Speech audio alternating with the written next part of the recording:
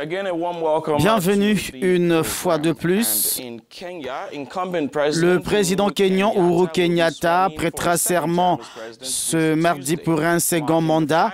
Son investiture mettra fin à un processus électoral qui portait en lui les germes de la division du pays. La prestation de serment d'Uhuru Kenyatta intervient une semaine après la validation de son élection par la Cour suprême kenyane. Les protestations intervenues après cette décision ont fait 2 morts, des pertes en vies humaines qui s'ajoutent à celles enregistrées au cours d'une période électorale trouble qui aura duré 4 mois. Uhuru Kenyatta a remporté un nouveau mandat de 5 ans lors de la présidentielle d'octobre boycottée par Raila Odinga. La Cour suprême avait annulé la présidentielle organisée en août pour cause d'irrégularité. Effectivement, Jerry, la cérémonie d'investiture d'aujourd'hui aura lieu au Centre sportif international Moi à Nairobi. 6 autres candidats malheureux à la course présidentielle du 26 octobre dernier sont attendus à l'événement. Le président Uhuru Kenyatta a également invité l'opposant et leader de la National Super Alliance, la NASA, Raila Odinga, à assister à cette cérémonie. Mais ce dernier et ses supporters, eux, ont promis de tenir une réunion parallèle pour protester contre la mort de manifestants lors des troubles qui ont eu lieu au début du mois. Raila Odinga qui menace de tenir le rassemblement à seulement 10 km de l'endroit où aura lieu la cérémonie d'investiture de Uhuru Kenyatta.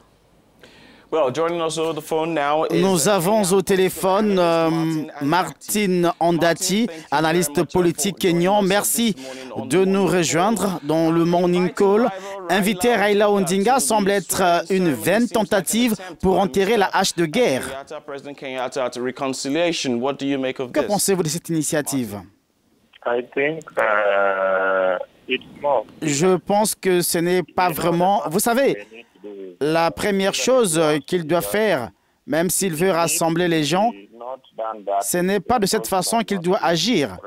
L'approche peut ne pas être la bonne. Vous savez, Raila a des partisans dans près de la moitié du pays et bien sûr, Uhuru essaie de montrer qu'il sera magnanime. Mais vous connaissez le sentiment, le pays est polarisé et Raila subit également beaucoup de pression.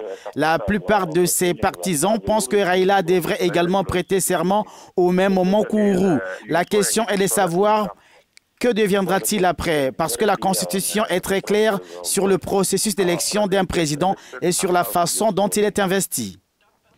Martin, que pensez-vous du rassemblement parallèle prévu par Raila Odinga?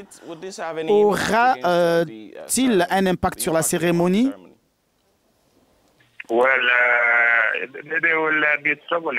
Eh bien, ils vont se battre pour attirer l'attention des médias.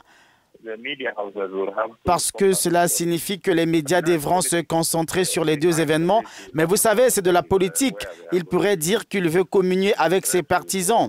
Mais je pense fondamentalement que c'est pour prouver que la nation est divisée, assurer que l'attention de la nation est divisée pour montrer que si Uhuru a ses soutiens, Raila aussi en a. Parlons un peu de l'économie. Pouvez-vous nous donner des explications à propos des critiques relatives au budget d'environ 29 milliards de dollars? Pouvez-vous nous donner quelques explications à propos?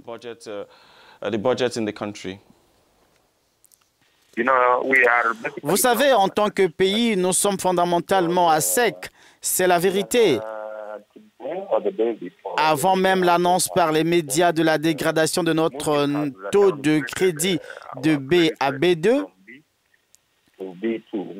maintenant nous sommes tombés plus bas que nous ne l'avions été, mais le FMI se plaignait récemment que les niveaux de crédit devenaient inacceptables. Et vous savez que nous n'avons pas collecté de recettes à cause de la situation politique. Les recettes fiscales ne sont pas là. Donc, si vous n'avez pas d'argent, comment pouvez-vous dépenser de l'argent que vous n'avez pas? Ils voulaient dépenser de l'argent pour régler certains problèmes, mais je pense qu'ils auraient dû le faire avec parcimonie afin qu'une partie de l'argent soit réservée à d'autres fins. Parce que nous ne dépensons maintenant de l'argent que nous n'avons pas. Alors, en tant que pays, je ne pense pas qu'il soit sage pour nous de dépenser cet argent.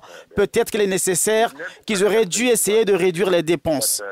Il est nécessaire qu'ils fassent ce qu'ils font, mais ce coût peut être exagéré. Le président Kenyatta a connu sa part de défis et sera certainement plus en avance. Mais sera-t-il capable de tenir ses promesses? Les promesses faites en 2013, celles qu'il n'a pas accomplies ces dernières années.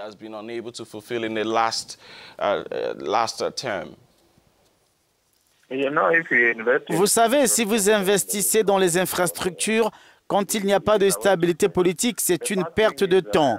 La première chose est que vous ne pouvez pas parler d'investir dans les briques et le mortier quand les gens sont polarisés et quand les gens sont affamés. Ainsi, les politiques que Jubilee a réalisées n'ont fondamentalement enrichi qu'une catégorie de personnes, essentiellement les entrepreneurs et ceux qui sont autour du pouvoir. Si vous regardez la bourse qui est le baromètre du dynamisme de l'économie, vous verrez beaucoup de transactions au sommet, mais ce n'est pas ce qui se passe. Ils ont aussi promis d'investir beaucoup d'argent dans des projets à forte intensité de capital et censés être portés sur le long terme. Et les retombées de ces projets arriveront beaucoup plus tard, de sorte que leurs priorités sont en quelque sorte mal placées. Certaines promesses, ils ont également promis en 2013 d'équiper des stades. Nous n'avons rien vu. Les gens ont demandé, les ordinateurs portables sont arrivés, mais ils sont arrivés très tard, quelques mois avant les élections, et ils n'ont même pas apporté d'ordinateurs portables avec des tablettes. Ils ont trop promis en termes de ce qu'ils vont faire. Le FGR paraît comme un autre éléphant blanc au lieu de faire une analyse coût-avantage. Ils sont encore en train de croître.